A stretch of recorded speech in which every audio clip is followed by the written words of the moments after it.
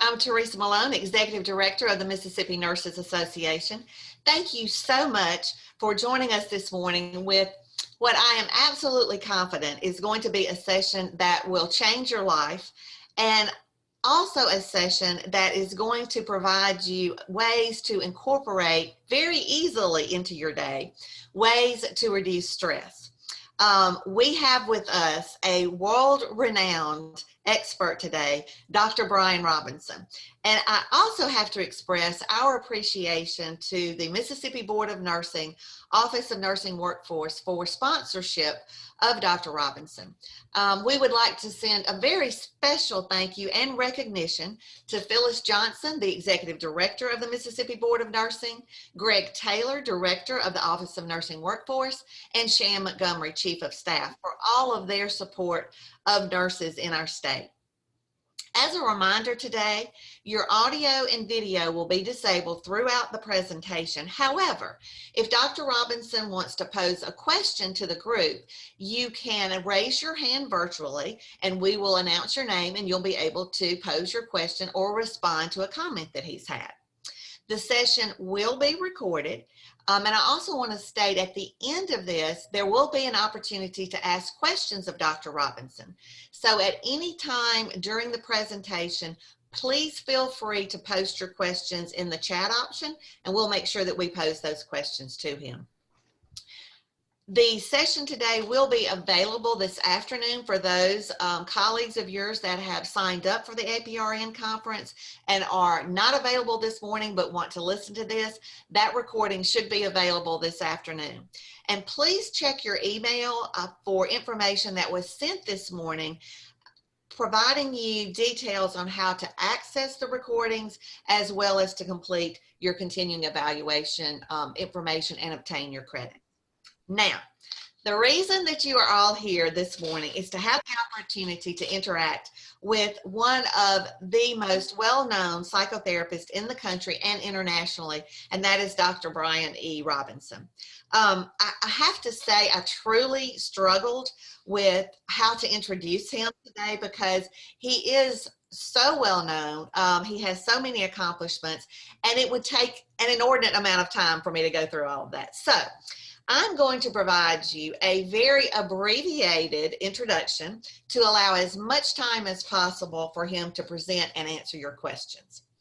Dr. Brian Robinson is a professor emeritus at the University of North Carolina at Charlotte, a psychotherapist in private practice, an award-winning author of 2 novels and 40 nonfiction books that have been translated into 15 languages. He has appeared on 2020, Good Morning America, ABC's World News Tonight, NBC Nightly News, NBC Universal, the CBS Early Show, CBS The Doctors, and The Marketplace on PBS. He hosted the PBS documentary, Overdoing It, How to Slow Down and Take Care of Yourself. His book, Chained to the Desk, a guidebook for workaholics, their partners and children, and the clinicians who treat them, is now in its 3rd edition. He developed the Work Addiction Risk Test, an instrument used worldwide to measure work addiction. His latest book, #Chill, Turn Off Your Job and Turn On Your Life. He is a contributor on leadership and careers for Forbes.com, Thrive Global, Psychology Today, and The Big Chill. Dr. Robinson writes both fiction and nonfiction, and he lives in Asheville with his spouse, 1 Yorkie, 3 golden doodles, along with the occasional bear at night. And I think that that last sentence makes it very apparent that not only is he a distinguished expert, he also has a great sense of humor. And you know, in Mississippi, we love individuals with a great sense of humor. A truly amazing person with whom I have so enjoyed talking over the past few weeks. It is my absolute honor to introduce Dr. Brian Robinson. Dr. Robinson, welcome to Mississippi, albeit virtually. Thank you for being a part of our conference, and I'm going to turn the meeting over to you. Thank you, Teresa. It's great to be here. One thing I forgot to tell you is, you know I'm a psychotherapist, so I heal by day and I kill by night. That's when I write my murder mysteries, so that brings balance. Heal by day and kill by night. I love that. Well, you said you like a good sense of humor in Mississippi, so that's a good way to start. You know what? I have been in, earlier this week, I was in Austria. This morning, I was in Ukraine. And now I am in Mississippi. And I can't tell you how great it is to be here. Of course, that's the world of technology. And someday I hope to be there in person, but I'm honored to be here. And I want to say this to all of you nurses. My spouse is a nurse. I have friends, some of my best friends are medical people. And my heart goes out to you. I just appreciate everything you do. I don't even know you personally. I don't have to know your heart. And I just want to start to give you my personal thanks for all the service that you provide and all the people you take care of. It just means a lot to everybody. You know, everybody in earshot right now, all of you, myself, including everybody on this planet, is struggling with something. Everybody.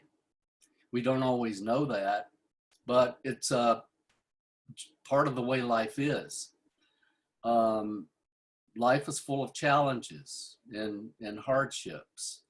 But there's a way for us to cope with those hardships that are effective and successful. And so when I gave the title, "A Microchiller a Day Keeps the Stress Away," I consider microchillers medication.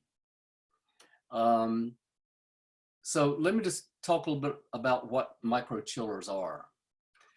They're brief, 5 minutes or less. They're portable, they're free, and they give you relief. And when you practice them, and we'll be practicing some all during this session, you'll get to see what I'm actually talking about.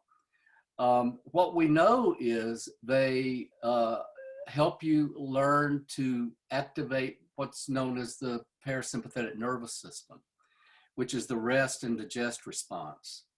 And they do that automatically. They're 40 minutes in a day. And if you took 5 minutes a day or more, but let's just say 5 minutes to practice one or more of these microchillers, it can change your life. I've seen it because it's something I practice. The clients that I work with practice it. I have friends and family who've started doing some of these. In fact, I did one this morning with a family member. So we're going to move on to that. In fact, I was going to ask Teresa, could you tell me when a minute is up and when we start this exercise? Definitely. Great. So what I'm going to ask you to do is very simple. I'd like for all of you, we're going to take 1 minute, and I would like you just to listen to the sounds around you. I don't want you to memorize them because I don't want you to think. I just want you just to notice as many different sounds as you can. It could be someone coughing. It could be ambient noise like an airplane or traffic. It could be your gurgling stomach or the heating system. So it doesn't matter what it is. Just notice as many different sounds as you can. And Teresa's going to tell us when the minute's up. And Teresa, you tell us when to start. And I'm going to do this with everybody. All right, start. Okay.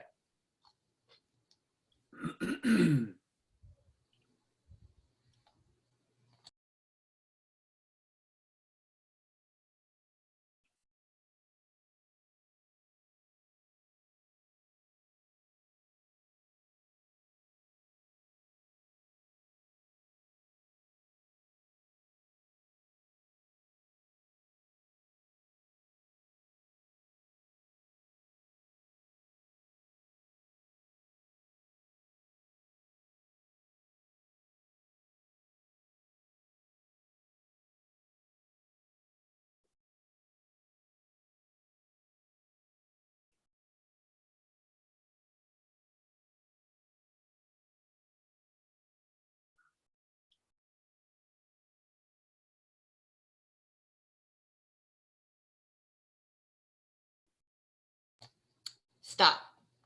Okay. Now, Teresa, I'll ask you, but I'd like for everybody listening and watching to look inside and notice what you're feeling right now. I don't mean emotion, but I mean in your body, what are you noticing? What about you, Teresa? A little bit more relaxed. Okay. What tells you that you're more relaxed? Not as tense in my muscles. Right. Okay. Relaxed muscles, soften muscles. Maybe Uh, a little more focused because you were thinking about specific items as opposed to thinking about the many things that are normally running through your brain. exactly.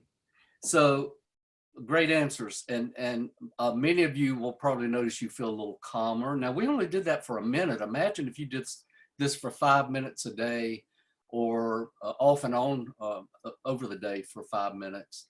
It automatically brings calm to your internal system, the parasympathetic nervous system. And you do that without medication. I would also like to point out what Teresa just said. It puts us in the present moment. You weren't thinking about, if you're really doing this, you were not thinking about what you got to do later today or some of the worries or concerns that you've had. So it turns off that sympathetic nervous system red alert, you know, I call that the gas, and it brings in the brakes. So this is what balance is all about. The old-fashioned way, when we talk about work-life balance, would be and it's still valuable, but we progressed a little bit. But the old-fashioned way was 4 quadrants: self, relationships, work, and play. And to make sure that you have a balance in each one of those 4 areas. That's still an important way to think about it. But now with all the advance in technology and neuroscience, we know that underneath that, the real way to talk about balance in your life is to make sure you have your brakes and your gas working together. Now, most of us who are under stress, and especially a lot of you who I assume are under stress in the work that you do, that means your sympathetic nervous system or the gas is leading, and we need that, but sometimes we don't have enough brakes. So the idea of balance now is when we ask ourselves, do I have enough brakes in my life? And I'm talking about BRAKES, just like a car. And some of us give more attention to our cars than we do ourselves. This is a way to pay more attention to you. And you know what would happen if you didn't have brakes and you were driving a car, you'd go off the cliff. But also, if you didn't have gas, you wouldn't get out of your driveway if you just had the brakes on. So that's how I want you to think about balance, a balance between the sympathetic nervous system, which is the gas, and the parasympathetic, which is the brakes. What you just did with the sounds, it's a form of meditation called open awareness meditation. Open awareness meditation is one of the best medicines for stress. And you can do it actually while you're working. You can do it walking to your car. That's the beauty of microchillers. You don't have to go and sit for 20 minutes. You don't have to play weird music like, you know, that old stereotype of meditation from the 70s when people were smoking dope and playing weird music and closing their eyes and they had gurus. Well, the science at Harvard now has advanced this so much and has simplified it. You can do it anywhere, in your car, as long as you're not driving, but if you park somewhere, at your desk, in your bed at night if you're having trouble falling asleep. There are many types of meditation that you can use. Open awareness meditation is just one of those types. Now I want to go back for a minute and talk a little bit about work addiction. I want to spend most of the time talking about healing though, because when I first wrote the book, Chained to the Desk, I talked more about what work addiction is and what the symptoms are and so forth. And I also shared my personal story because I am what we would call a recovering workaholic.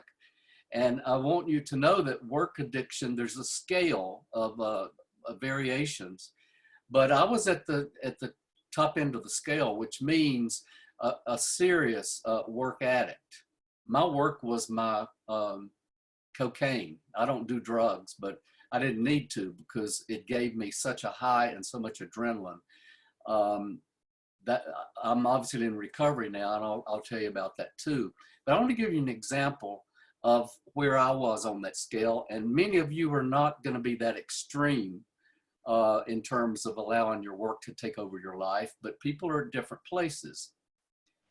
When my family and I would go to the beach, I always took work, but it got to the point that they got tired of me working the whole time. We were supposed to be at the beach playing in the water and enjoying the sunset and so forth. So they all put their foot down, and so I would start sneaking it. I would literally bootleg a project. This is when I was a professor at the university, in my clothes, under the spare tire. Hopefully they wouldn't find it. And then once we would get to the beach, and usually we'd be with other families, and everybody would say, oh, let's go for a walk on the beach. I would say, oh, I'm tired. I think I'm going to just rest. And they thought that was so cool. He's finally going to take it easy. He's finally relaxing. Well, once I watched and saw that they were out of sight, I would pull out my work, just like an alcoholic pulling out a bottle, and work feverishly over this university project or whatever it was, or sometimes it was a publication article. And then once I heard them coming back, I would put it away and lie back down on the bed pretending I'd been asleep. Now, as I share that with you, I hear how off balance I was. I was driven. Now I'm drawn, and that's the difference. Some of my friends see that, I still work, I still do things because I love it. I love being with you right now. I've looked forward to this. But I don't have that little voice in my head anymore that says you have to, you must, hurry, rush, get it done. It comes from another place, and I call it the C spot. And I'm going to talk more about the C spot after a while. In fact, Teresa just described moving into her C spot a while ago when she said she noticed her muscles were more relaxed, and some of you have felt it too. The reason I call it the C spot is because there are a number of C words that automatically happen once you use these microchillers. The goal is not to get into your C spot. The goal is to just do whatever the microchiller is. And then once you have done it over a period of time, you start to find yourself calmer. She had more clarity. Sometimes that triggers compassion. It definitely starts to add up to confidence and courage. And when I say courage, I'm talking about the freedom to stick our neck out at work, to maybe speak up more. I'm not talking about in a dangerous way, but in a healthy way, creative. So there are a lot of C words that go with the C spot. And so the goal is to live your life more from your C spot, where you have both the brakes and the gas working together. You're also in a place of calm and centeredness. Those are some more C words. So let's do this. Let's do another microchiller, and then I'll tell you in a few minutes how I got from the extreme on that continuum to a more balanced life. Now this is called the butterfly hug, and this is kind of fun. You might feel a little bit silly doing it, but try to just let yourself go if you can, and try it out, because it's amazing what you can find out. I want you to think of something in your life. I mentioned earlier that we're all struggling with something. I don't want you to choose the big kahuna though. I'm not going to do group therapy here. I didn't come prepared to do that. So choose something fairly small, not too big, because we're just now getting our feet wet and starting this out.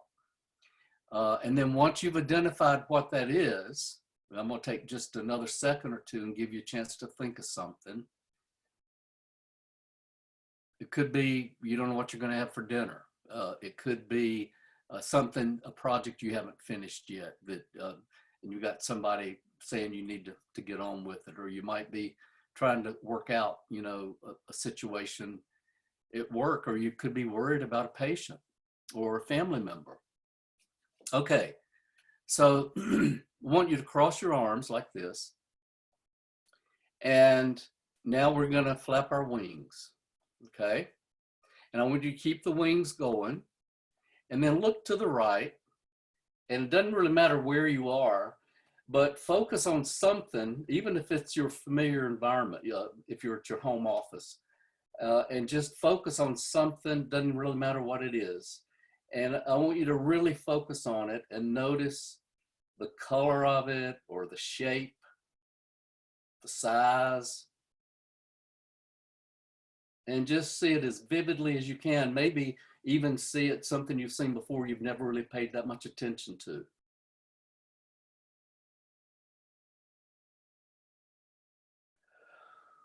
Now go back to your left and find something on your left. And I want you to do the same thing. Just focus on something, doesn't matter what it is, and notice what you think might be the feel of it. Is it slick? Is it rough? Is it grainy? The color, size of it. You see it as vividly in your mind as you can. Keep your wings flapping. And then come back to the right again. Find something different now on your right that you can focus on and see vividly, like you've never seen it before. Keep your wings flapping, and then come back to the left one more last time and see something different, and just really see the details.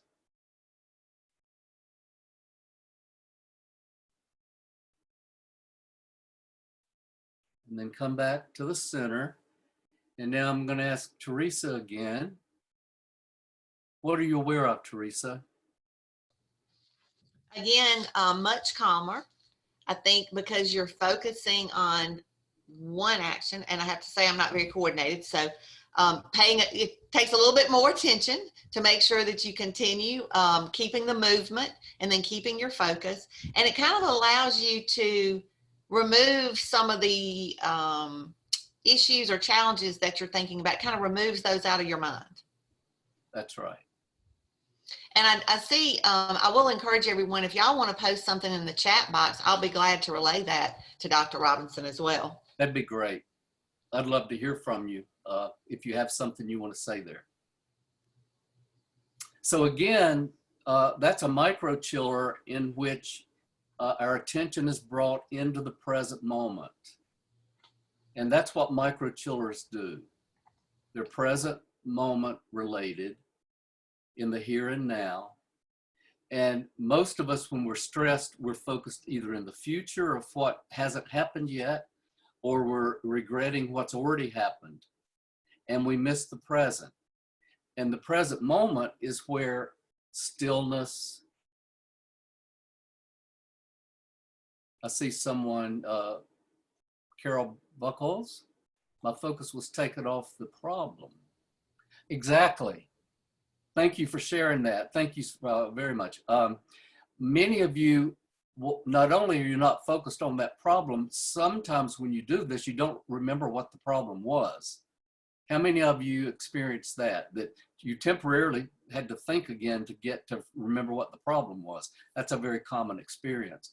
But what that shows you is that you're in taking charge of your mind where worry and stress exist. And so in that moment, you don't have, you turn off that little red alert system. And when you do this on a regular basis, any kind of microchiller, what happens, neuroscientists call it our resilient zone widens.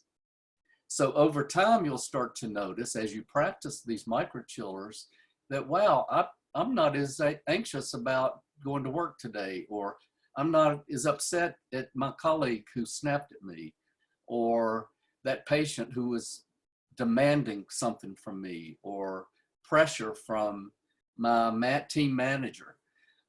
You notice you start to live more from your C spot, where first of all, you have more clarity of what's going on inside, but you also have calm that trumps the stress. So these are not just only temporary, they add up over time. That's an important concept. So thank you, Carol, for sharing that. Let's talk about what some more microchillers are. And then I want to tell you how I came to this. I don't want you to do this now, but what I would like for you to maybe jot down or remember is later to think about what are your tall comings. Now, you probably don't know what that means because it's a word I made up. If I ask you to make a list of your shortcomings, you probably would just start hustling and write down all kinds of things. But we don't talk about tall comings because there's no such thing. But I invented the word because here's where you bring balance to your system. It's okay to know what our shortcomings are as long as we don't beat ourselves up with them, because we all have them. We're human. But it's also important to bring in, what are my tall comings? What am I good at? What are my talents? Everybody has something. It could be compassion. It could be your caring. It could be you're creative. It could be that you are an artist of some kind. It could be that you're really loyal to your friends and to your family members. And it may take you a little bit more time to figure out what it is, because the pathways in our brain are so configured that we automatically tend to go to the negative. And scientists call this a negativity bias. Mother Nature hardwired every single one of us with this negativity bias, so that if this house is on fire that I'm in right now, I'm not going to worry about knocking out a window to get out. I'm just going to do whatever it takes. So immediately the pendulum falls to, what do I need to do to survive? Unfortunately, that negativity bias takes over whenever we're under stress or when we're trying to scale an obstacle. The pendulum tends to fall in the negative direction, because when we have the negativity bias, what happens is our mind constricts and it focuses on the threat. And we need that to get away from a wild animal or someone with a gun or a house burning down or any kind of danger. We need that constriction. But when it happens automatically and we're just worried about something tomorrow, and which may not even really turn out to be a threat, that's not going to help us. So one microchiller is widening. I call this the wide angle lens. Think of a camera. If you're taking a zoom lens of a camera, it's going to zoom in and block out the big picture. That's what happens with what I call the lizard brain. When there's a threat, that lizard brain is at the bottom of our brain, and Mother Nature gave us that so we can survive. But life's about more than just surviving. Life's about living fully and freely. And that comes from this, the wide angle lens of a camera. So this is a microchiller that you can use starting right now. When you find your mind going and focusing on a problem, what you'll notice is whatever we focus on expands. That's just the way it is. If I focus tomorrow about something I have to do tomorrow, it's going to get bigger and bigger and bigger, and see, it's going to close out the wide angle lens. But if I take that issue and I put it in the context of the wide angle lens, it puts me in my C spot. I remember when the publishers asked me to do the audiobook for #chill. I'd never done a audiobook before. And so I had this little voice in my head, of course, that said, oh boy, you're in for it. This is going to be grueling.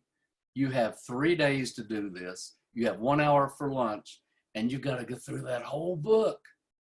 So here's what happened. At first, that voice took me into this tunnel vision or the zoom lens. But as I realized it was happening, I immediately put on my wide angle lens, and I put that one piece of information in the context. And I thought, wow, there's a director from New York who's going to be guiding me. The engineer will be taking care of all that. I wrote this book, so I know what's in there.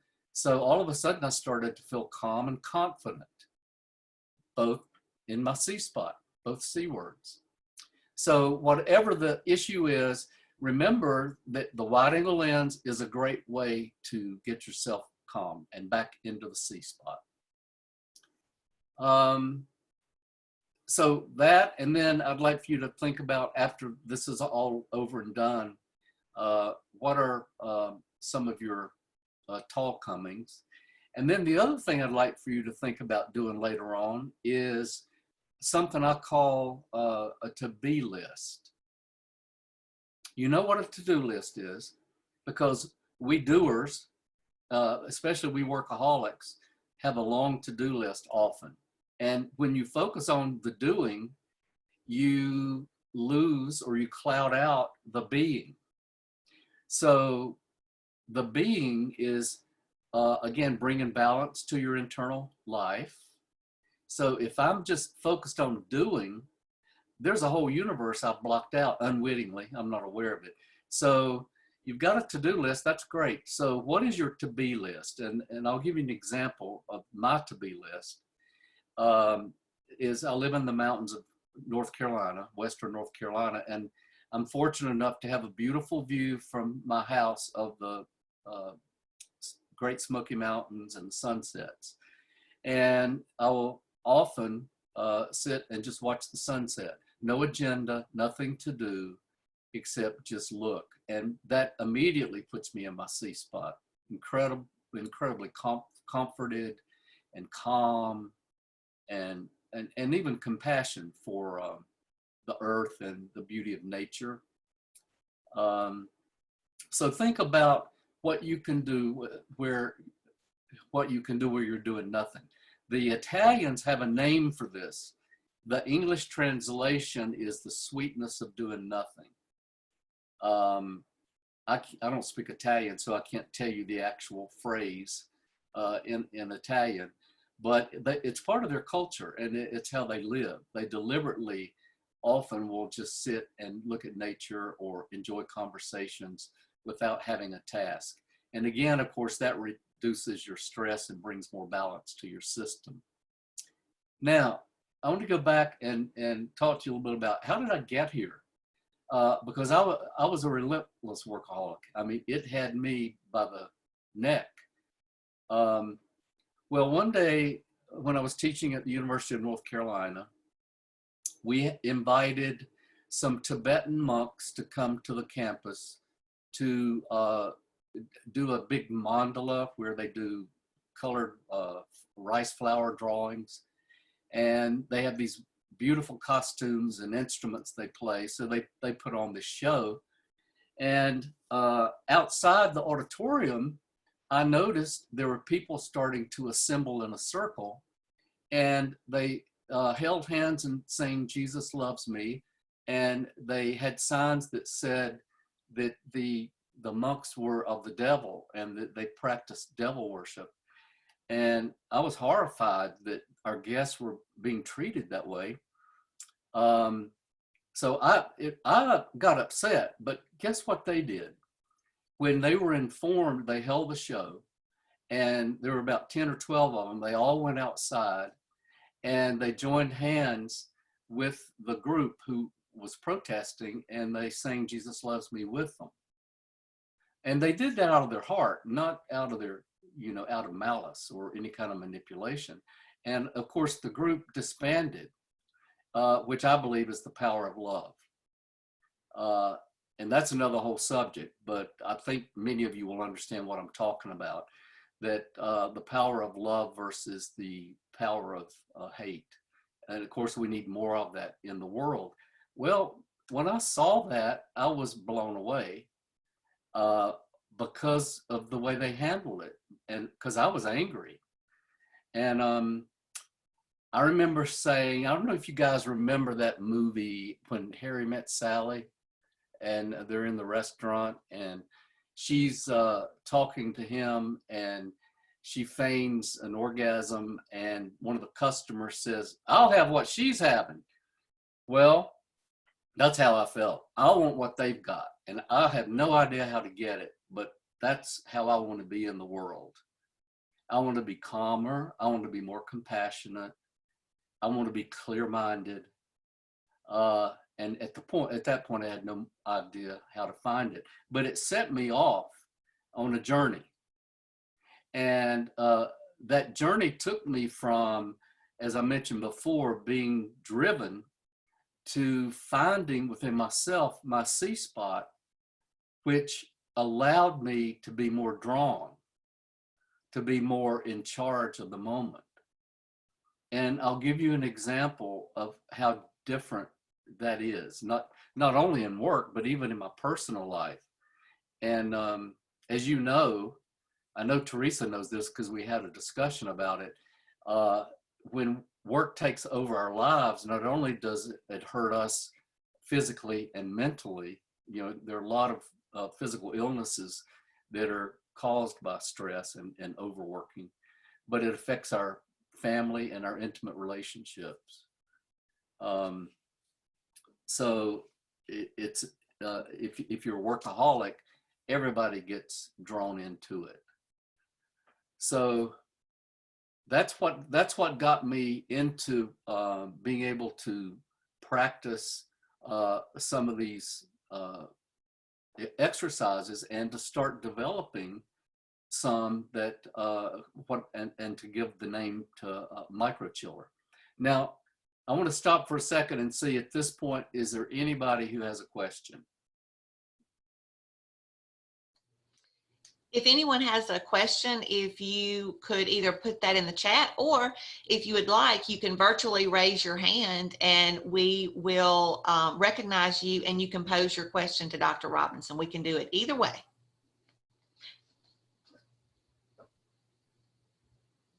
Well, while we're waiting for that, I did have some other people in the chat who said when we did the exercises, Calissa said slower breathing, Kayla said calm, Dana said quiet. See, those are all examples of being in your C spot. And then I mentioned Carol, what Carol said. We do have a question that I received via text. Okay. And it is, can you provide suggestions on giving oneself permission to, as you mentioned earlier, do nothing? Well, yeah, there's a whole procedure that I could take you through, but let me think about how I can keep this simple. So read the question, ask the question again, how you can give yourself permission to let go. Mm-hmm. Is that it? Yes. Okay, so I'm going to tell you what I do, and this is another, it's the on-ramp really to your C spot, is there's probably a little voice in your head that says you have to, you must, you should, which prevents you from slowing down. The first step is to be aware of that voice that's in the way. And I'll call this the AAA process. A is aware.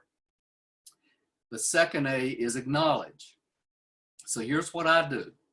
I turn to that voice. I don't fight it. I don't steamroll over it. I don't debate it. I say, I see you're here. Because we all have these voices in our head. And it's not okay for me to take a break right now. You want me to keep going. That's what I'm hearing you say. You want me to not stop. You're not giving me permission to let go. Well, if you'll just move back just a little bit, I'm not going to try to get rid of you because I know you're here for a reason. Usually by that point, you'll start to feel like you're in your C spot. You'll start to feel a little bit of calm. And then the third A is allow it to be there.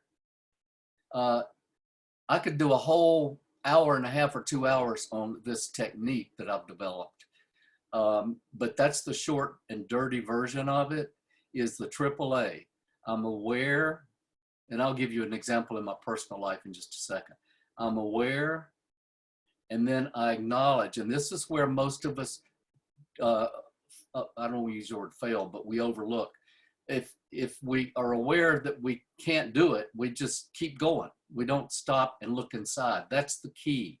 So I'm aware that I don't have permission, or I can't give myself permission. Now I go inside and I acknowledge that part of me that's blocking, that's in the way. Then I talk to it. Now, as you know, there was a time back in the day when people who talked to themselves were considered crazy. I want you to know that now everything is flipped. The opposite is true. When you talk to those parts, we call them parts in therapy. When you talk to that part of you that's driving you, it will calm down. And as it calms down, you feel a little bit of calm and peace on the inside.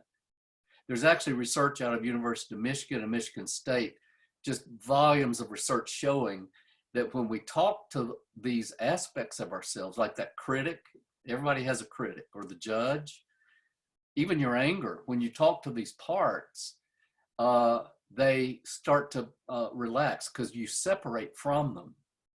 And so the research shows that when I can separate from my driver, we'll call it your driver, that says I can't stop, that it gives me permission to stop. It's a paradox. And just the separation and not fighting it. That's key. You cannot fight it. You will never win. It's like mud wrestling a pig, and the pig always wins because it loves it. Let me give an example in my life of dealing with this. And this can be anything that comes up. So whether I'm trying to relax or whether I'm just trying to get somewhere. But I think this has been now ongoing 4 years ago when I was coming back from Atlanta. I was in Asheville getting off the ramp, and I casually looked over. I remember it was a beautiful Sunday afternoon. I'll never forget this day in the fall. And there had been a woman in a little red car in front of me. And when I looked over, she gave me the finger and frowned at me, gave me the scowl. I was shocked. I had no idea what that was about. But instead of focusing on her, I immediately went inside and I saw my anger coming. Here's an example of the AAA. He's coming and he's saying, do the same thing back to her. And I said, no, wait, hold on. And now I'm acknowledging him. And this happened, I did this probably in half a minute. That's not who I want to be in the world. That's not how I want to be. So as I talked to him, I said, I know you're upset. I know that hurt your feelings. I know you're bothered, and you have a right to be. And then as I'm talking to him, and you notice I'm calling him in the second person on purpose because he's an aspect of me. He's not me. He calmed down, and then I start to feel calm inside. As I feel my C spot, I remember driving off thinking, I'll never know what that was about. But what I really care about is I feel like I'm on top of the world. I had a feeling of euphoria, of empowerment, of being centered, of being who I wanted to be in the world. I don't want to say I had what those monks had, but I was close to it because I don't know if I can ever be what they were. And I don't have to be. I'm not a saint. I'm a human being. But I will tell you, when you're able to stay in your C spot, and your center and lead from that place, it is an incredibly wonderful feeling. So anybody else, any other questions about that? And whoever asked the question, is that helpful? I don't know if you can respond to that, but. Yes, they just responded via text and said, thank you so much. Okay. Great. And again, if you have questions, go ahead and you can send some to Teresa. And I want to mention someone whom many of you may have read his book. His name is Viktor Frankl, and he wrote a book called Man's Search for Meaning. It's a classic book. I think it came out in the 70s. And he writes about his experiences in the Holocaust at Auschwitz and Dachau. And he talks about, it reads like a novel, but it is a profound message in it for all of us. How he survived the camps. When he and his wife were separated, he didn't know what had happened to her, but what was happening to him was people were dropping dead around him like flies. He looked like a skeleton, had very little food. He was in sub-degree weather, but he said to himself, the Nazis can take my wife, my food, my clothes, but they will never take my will. And that's what saved him. Now, he later, of course, found out his wife had been gassed. He lived to write about that. And one of his famous quotes is, and this is where you and I can use this. We're not in a camp, thank God. But we all have our own prison that we unwittingly live in. But we can take the bars off that prison. In some of by using the microchillers, your microchillers are the on-ramp to your C-spot. And the more you are able to live from that place, the more you notice that you're in charge of life and it's not in charge of you. In other words, you're not a victim or a prisoner of life, but you are a participant in it and you are a creator of it. And I know that may sound very vague and philosophical, but it's also very practical because I've gone from that extreme that I described to more of a balanced person. And I've experienced that in my own personal life. His quote is, between the stimulus and the response, there's a space. And in that space is our power to choose our response. And in the response lies our growth and freedom.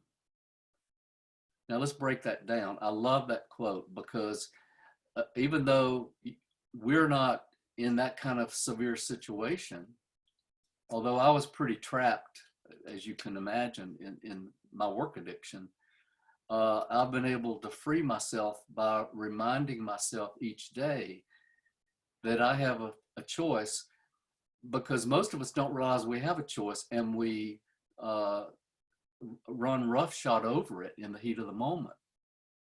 Somebody calls you a name. Somebody talks over you in a meeting. Somebody makes an unreasonable demand.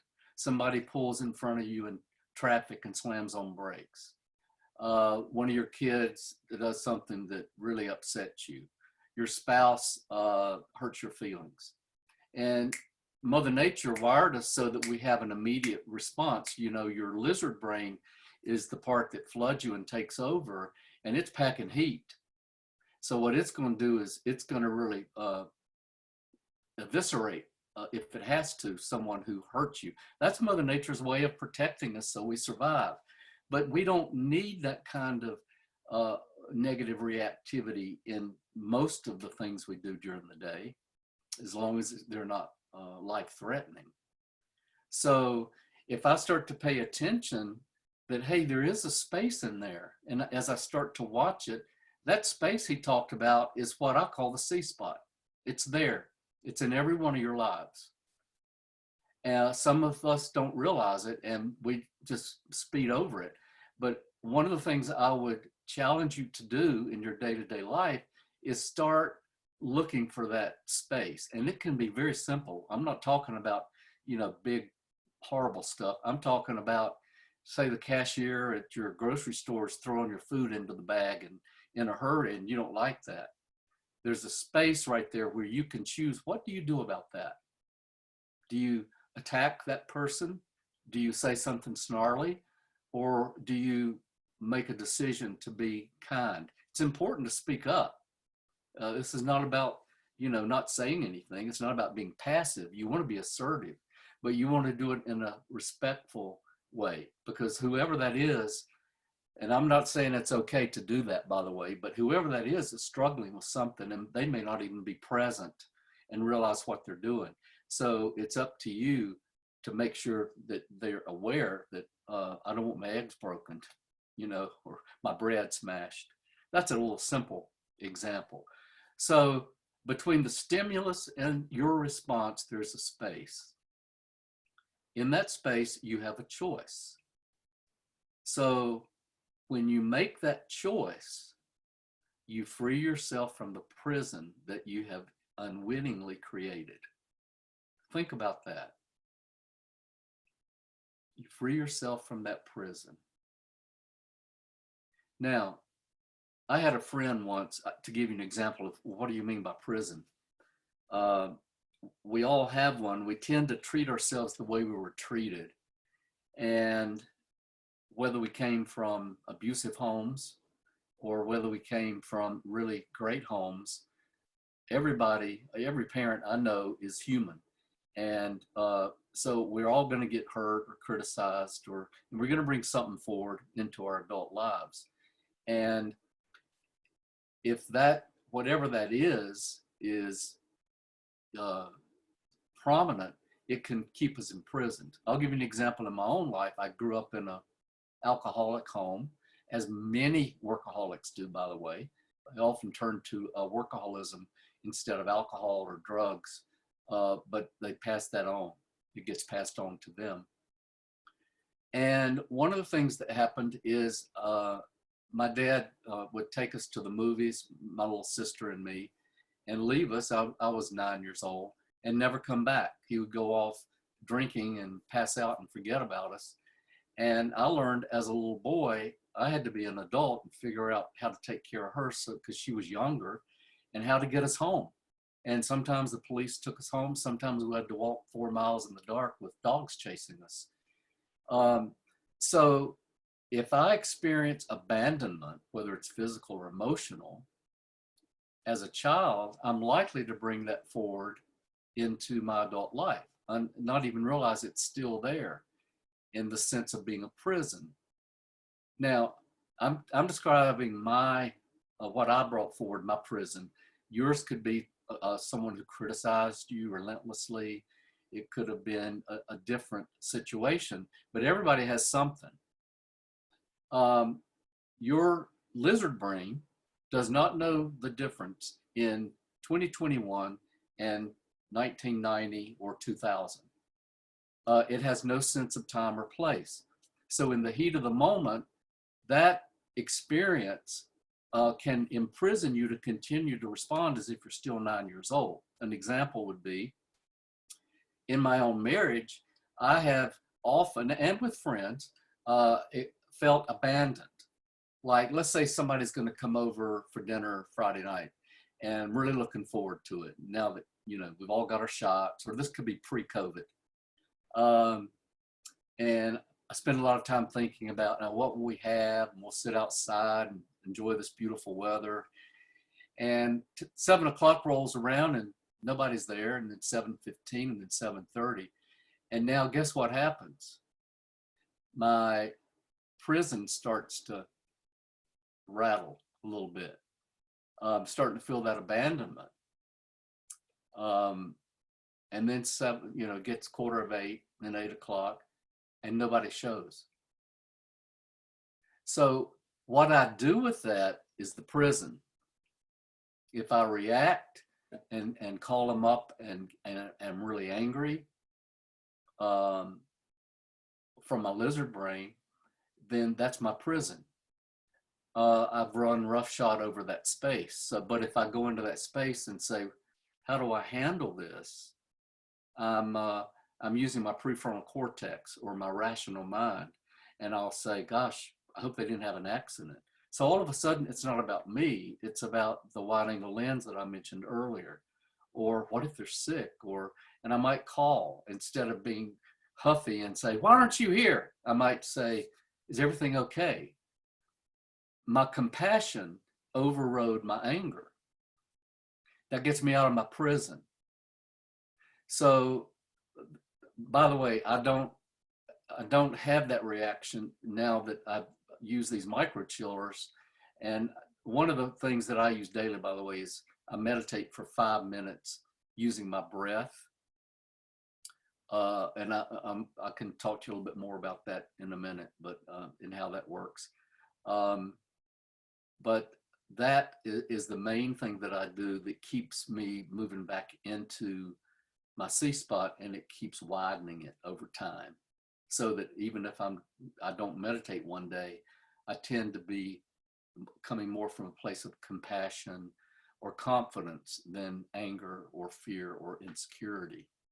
So these microchillers and your C spot actually help you overcome childhood experiences that get frozen or freeze framed that you may still be reacting from. And I'm going to check in with Teresa and see if anybody has a question about that so far, what I've just shared. We don't have any questions specific to that, but I am receiving numerous questions that I want to ask you at the end of your presentation. Okay. All right. And you let me know when that time is. Give me a 5-minute warning, because I can just keep talking all day long. So I'm going to go ahead and give you a 10-minute warning right now. How about that? And then I'll come back with the 5. Great. Okay. Thank So you. what I'd like to do at that time is let's do another microchiller. And this time we're going to go inside instead of focus outside like we did before. So wherever you are, I hope you have a seat that has a back on it. If not, if you could slide into one with a back on it if possible. And if not, that's okay too. And this is another very simple exercise that we call grounding. And here's how we start. Make sure your feet are flat on the floor. And I'm going to do this with you, by the way, because I love it.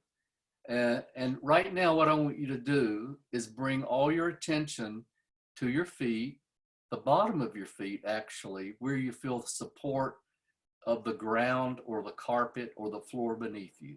So just focus in that spot where you feel the support of the floor.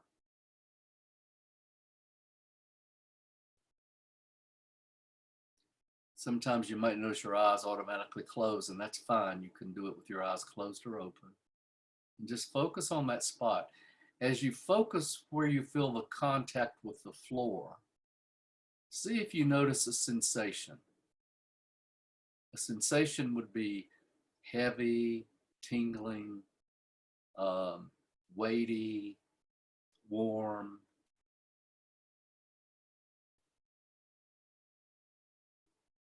And just notice that sensation. I feel kind of I'm gonna tell you what I feel. It's kind of a solidness is the way I would describe it. Okay, so now we could take longer to do this, but I'm gonna take you through it a little quicker than I normally might, but it's still less than 5 minutes. We could spend a little bit of time there just noticing that feeling, that heaviness, or that anchoring. Some people will say anchoring. Now I'm going to my back. So just feel the support of the chair against your back. Just really focus in that area where the back of the chair is supporting your back. And as you focus, notice what sensations come out of that. What physical sensations? I'm feeling some pressure. It's positive though, it's not negative pressure, but it feels secure.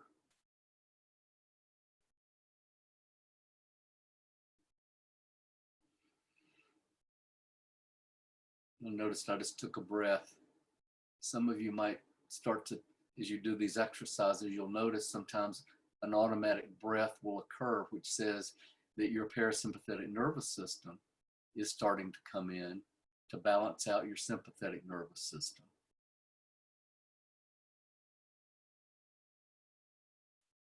And now we're going to go to your bottom and just notice the support of the chair and how it's supporting you, the bottom underneath.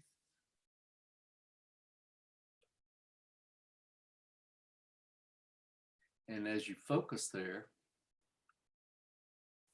again, just notice what physical sensations occur as you're focused in that place of support.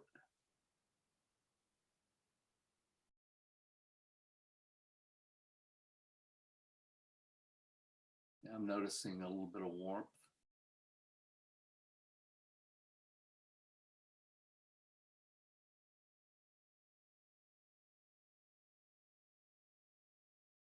Now you can spend more time with this, but that's basically from your feet to your back to your bottom. And what most of you, if not all of you, are going to notice is how much more grounded you feel to the earth.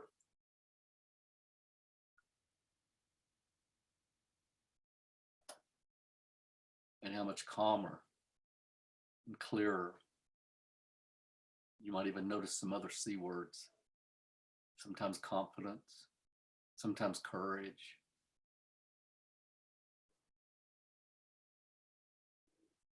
Teresa, can I ask you what you're aware of? I think it makes you feel more in tune overall with your body. Yeah. Just having a better awareness of your body during those times, and in doing that in maybe in a more relaxed manner, a more tranquil manner. Yeah, and you're reminding me of another C word I haven't mentioned, and that's connectedness, which is really important. Connectedness is when we feel whole and connected with our whole body.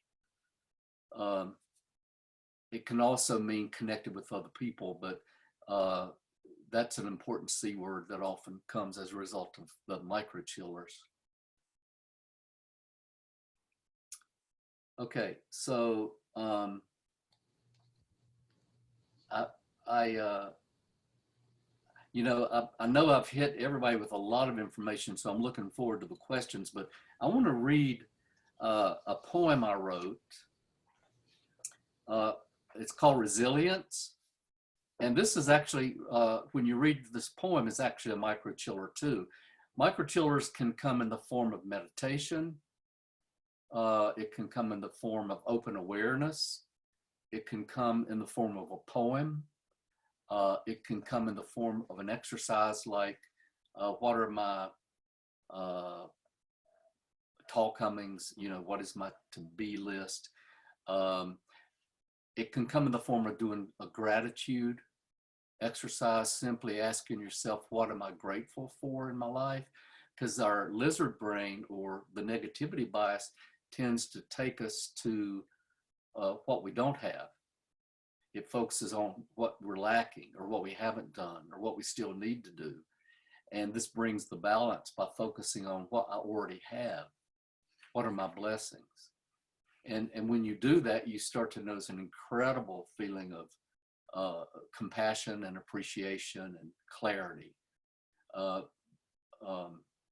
When you ask yourself, what are all the blessings in your life? Your family, the people you love, their health, your job, your coworkers, your financial situation, whatever it is, it's different for everybody, but we all have blessings that we often overlook.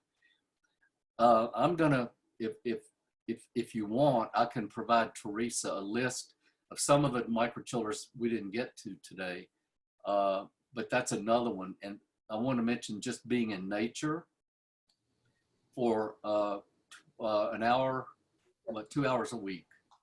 There's the science has actually quantified being in nature 2 hours a week is a microchiller. And what that means is you can be sitting in a park, you can be running, you can be playing tennis. It doesn't matter what you're doing, as long as you're in nature 2 hours a week. It raises your mood. improves your immune system, and has all kinds of positive results for your psychological well-being. And that's science. There's also something called HALT, H-A-L-T, and you'll notice this also brings you into the present moment. That's what microchillers do, make you more aware of the big picture and bring you into the present moment. Hungry, angry, lonely, tired. We use this acronym a lot in 12-step work. Am I hungry? Am I angry? Am I lonely? Am I tired? It's a great little sign to bring up if we're feeling cross or if we're not feeling in our center, our C spot. And it can help you realize, well, maybe I need to go eat something, eat a snack. Or if I'm angry, I need to sit and talk to that part of me like I described before. If I'm lonely, maybe I could call a friend. And if I'm tired, I can go get some rest. It just helps you identify the water you're swimming in, because most of us don't see the water we're swimming in. Microchillers help us see the water we're swimming in, and once you see the water you're swimming in, it leads you to your C spot.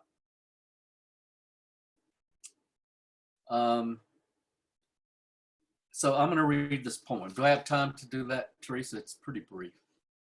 Yes, you definitely do. Okay. It's called Resilience. My life sucks. Now, as I read this, I want you to notice what's going on inside of you. What do you feel emotionally and physically? My life sucks. And don't try to tell me it's all my perspective. Because when I'm honest with myself, bad things like COVID-19 make the world a scary place, even if positive things happen once in a while. Negative things outnumber the positive things. And it's not true that resilience is in my mind and heart and how I choose to look at life. Because I can create my own happiness only if life turns out the way I want. It's not true that a happy life exists. I'm sure you can agree that my perspective validates my thinking. A positive perspective is beyond my control. Nobody will ever convince me that life doesn't suck, and today is an awesome day. And notice any sensations you're having in your body, or any thoughts or any emotions that come up.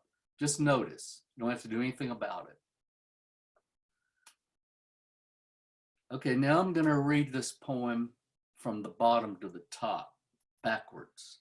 Same words. Life doesn't suck, and today is an awesome day. Nobody will ever convince me that a positive perspective is beyond my control. My thinking validates my perspective. I'm sure you can agree that it's not true that a happy life exists only if life turns out the way I want. I can create my own happiness because resilience is in my mind and heart and how I choose to look at life. And it's not true that negative things outnumber the positive things. Positive things happen once in a while, even if bad things like COVID-19 make the world a scary place. Because when I'm honest with myself, it's all in my perspective. And don't try to tell me that my life sucks. Now, notice on the inside, when you hear that, what sensations or thoughts or feelings come up. Teresa, you get to be my guinea pig again.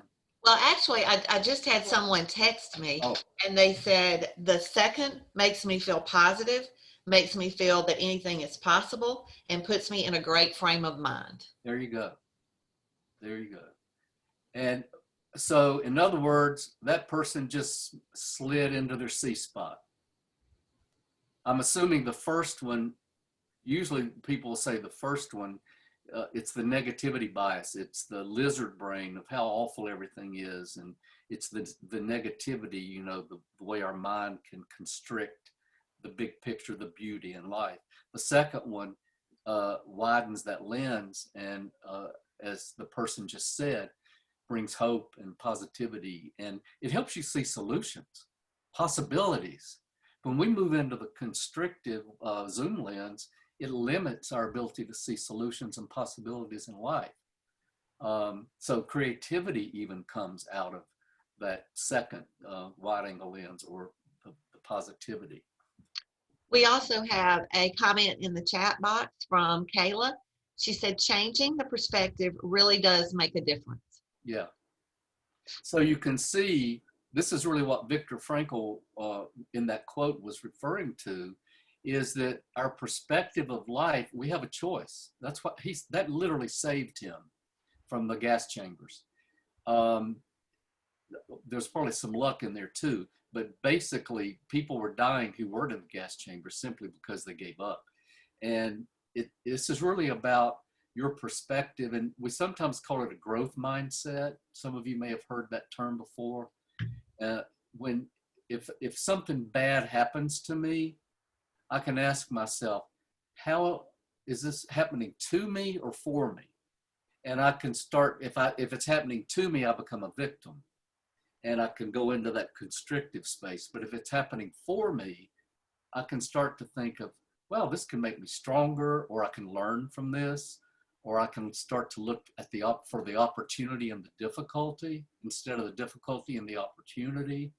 I can start to look for the upside of a downside situation. And as I do that, it brings more balance to our perspective. Again, this is what work-life balance is all about. It's about our perspective more than what's literally happening on the outside of us. And it's powerful, as many of you just said in your responses. We do have a number of questions. If it's okay with you, or if you are at a good point in your presentation, could I start asking you some of those, because I know we have limited time. Please do. Okay, this says, what about the person that just feels like they are missing out on everything in life because of electronic media, work, and a hectic family life? Yeah, well, feeling or thinking that you're missing out on life is a prison. And the question becomes, how can I change my perspective? What in my life, why do I get up in the morning? What am I looking forward to? Who has blessed me? Who makes me laugh? Who do I look forward to talking to? So that's a perspective that was just described, and that perspective can be changed. And one way to do it is to put on the wide angle lens and do a gratitude exercise. Another way to do it is to talk to that part, that negative part, and use the AAA.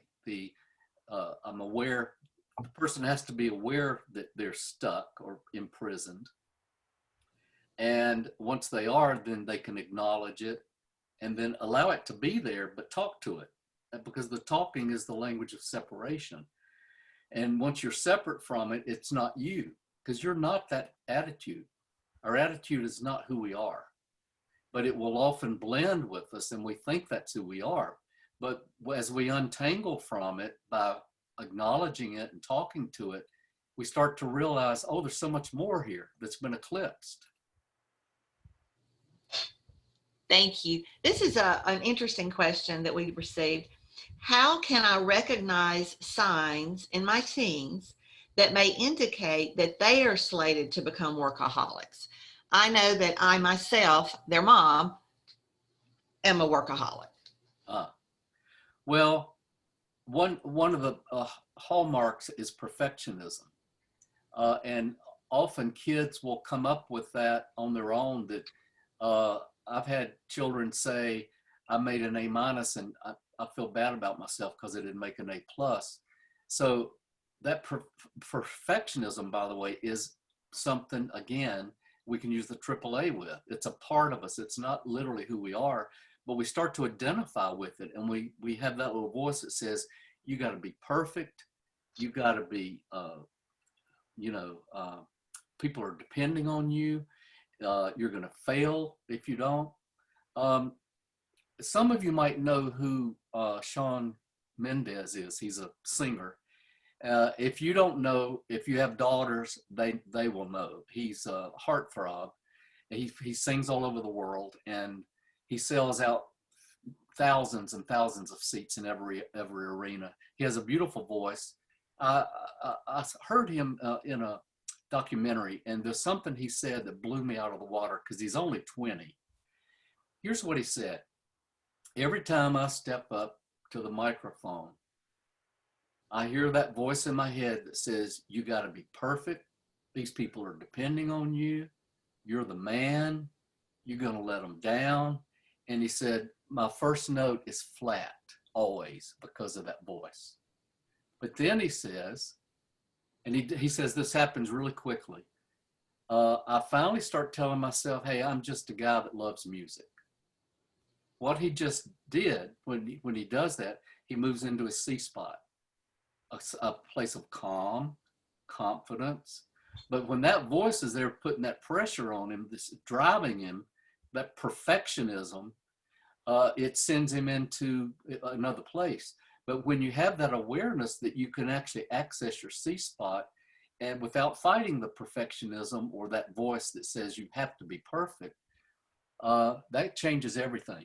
So that's a long story to say that, by the way, he knocks it out of the park once he moves into his C spot. Your stage, many of you are nurses. I have a stage as a therapist and as a speaker. All of us have a stage. And when you step onto your stage, you can do that as you're in your C spot, hopefully. But you're going to have those doubts, perfectionism, maybe sometimes with children, it's low self-esteem. That's why they need the perfectionism to feel better, but they really don't need it. The C spot takes care of everything if they can find their way there. So I hope that answers that question in a roundabout way. Yes, thank you. And we've had several people say, yes, please provide the information you had mentioned earlier that we could put on our website along with your recording. So they really are interested in that. We also have a question that says, any advice on how to quickly reconnect with your family at the end of a long day of giving so much of yourself to patients, other families, and work during the day? Many nurses have this challenge and are struggling with reconnecting with their families. Well, that's a great question. And if I ever talk to you again, I'd like to start off with that because it's such a great question. It's kind of like saying at the end of the day, and I've felt that before myself, so I get it inside out, outside in.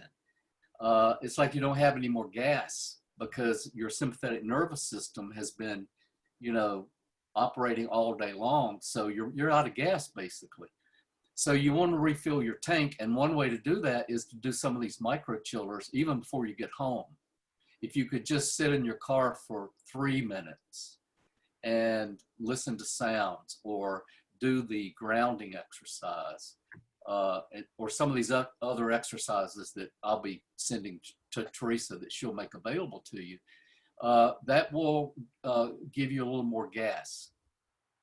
But I get it that when sometimes relationships, whether it's your children or your spouse, it can feel like another obligation or another responsibility. And I know the reason that question's asked, you don't want to have to feel that way. I get it. You don't want to think, gosh, I've been working all day long. People have been demanding stuff from me and now I'm going home. And it's really a shift in perspective, is that this is not a have to, this is not a requirement. It's something I want to do. And sometimes just reminding yourself that thank goodness I'm going home to this person. Again, it's about reframing that this is not a requirement. It's not a burden, that this is something that I want to do, can make it more desirable and lift some of that stress. But again, it's how are you thinking about seeing your family?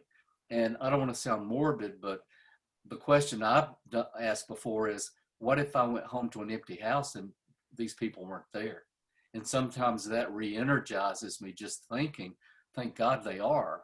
I'm blessed to have the people I love in my life and I'm going home to them, and that shifts everything. Just like that poem. Thank you. Our next question is, I have friends who lost their spouse, mother, brother, or coworkers to COVID. I think that I am struggling with survivor's guilt because I didn't. I don't know how to make myself or my friends feel comfortable again. Are there any microchillers that you could recommend in this instance? That is a fabulous question. And it's a common thing that when we lose people close to us, that we start to feel guilty that, we it didn't take us down, or we didn't go with them. Again, what I would recommend is just making contact with that thought or that part of you, that aspect of you, and just have a dialogue with it. Don't try to change it. Don't try to advocate something differently. Don't debate it. Don't steamroll over it. Don't ignore it or try to get rid of it. That's a mistake. That's like being in a riptide and fighting. It will drown you. The phrase is float, don't fight. It's the same idea. When we have those thoughts and feelings, the things that we try to do to assuage them often make them worse. Like some people will go have a drink, or some people will go watch TV or surf the internet to get away from the thoughts. The key is to go into them. Like if this were a riptide, you would just let go and talk to that part. Because if we look at this objectively, of course, you survive. You haven't done anything wrong. And the fact that you're such a caring person, that it says to me your guilt is coming from your own caring, but it's also coming from a need to really love yourself and have compassion for yourself, and to be grateful that you are here. That even if you hadn't made it, let's say if you had COVID and you died too, what good would that do? Think about that. That wouldn't make things any better. So, many of us have been told self-sacrifice is a virtue, and that's just not true. And we know the science has flipped on that too. Self-compassion is a virtue. And so that thought may be embedded somewhere in your mind, that, you're not worthy of life since they don't get to have it. So you have to look a little bit deeper into what is the message in your mind, and talk to that part, and love yourself, and bring compassion, which is one of those C words in your C spot. And here's where you can be grateful that you do have your life. And my guess is those people would not want you to have gone to along with them. That wouldn't have made them come back. If they were people who cared about you as much as you care about them, they would want you to continue and move on, and continue the blessings that you give to other people in the work that you do. Thank you. I know we are coming up on the end of our presentation, so I want to provide you some of the feedback that I am receiving. One individual wrote, "Thank you so much for this presentation. It has reminded me how important it is for me to take care of myself so that I can take care of my patients."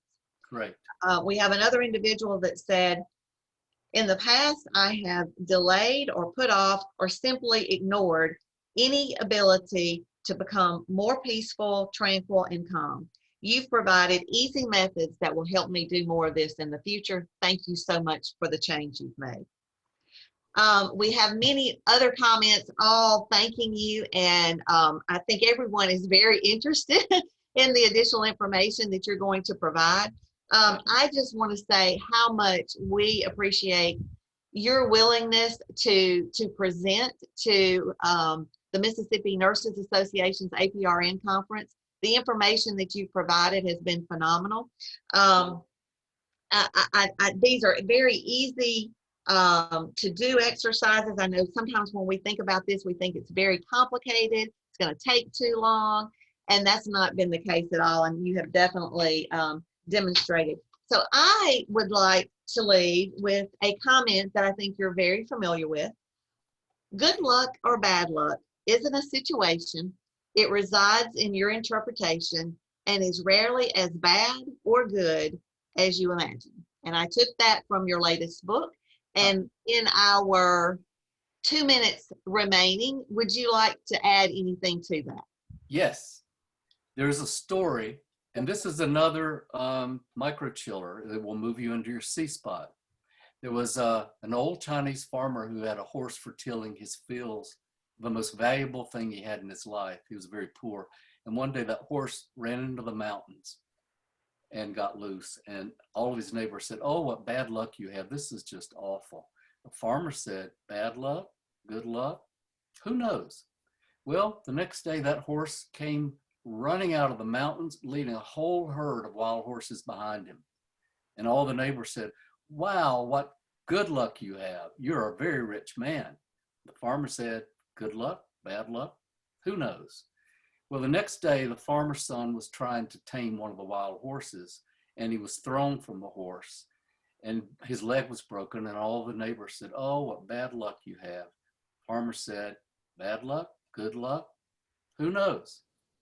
Well, a month goes by and the army comes through and they conscript all the young men to go off to war. And it's been a bloody war and all these young men have been killed, but the farmer's son didn't have to go. Now, is that bad luck or good luck? Who knows? There are a lot of messages in that, but the mind, again, tends to do this. This is bad or this is good. But is water good or bad? It just is.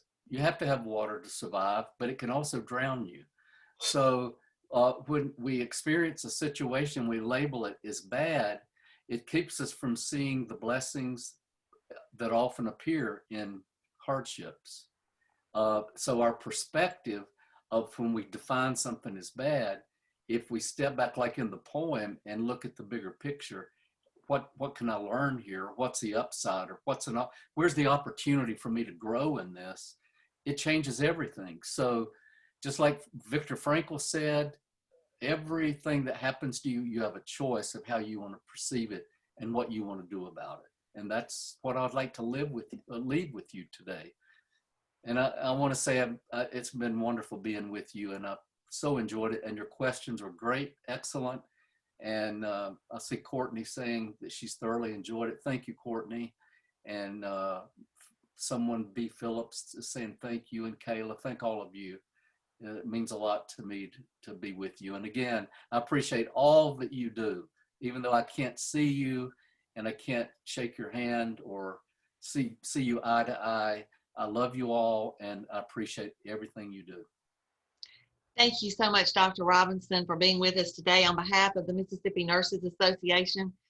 This has been an absolutely phenomenal presentation. We so look forward to receiving your additional information. As a reminder to everyone that's on the phone, please let your colleagues that were not able to join this morning know that they can register for the APRN conference. Dr. Robinson's recording will be made available on that website later on this afternoon. So they can still take advantage. They can still learn from him. They can make their life better. They can make their families' lives better. Dr. Robinson, again, thank you so much, and we hope that you have a phenomenal weekend. Thank you, Teresa. I appreciate it. It's been wonderful. Thanks, You've been great too. Thank you for everything you've done.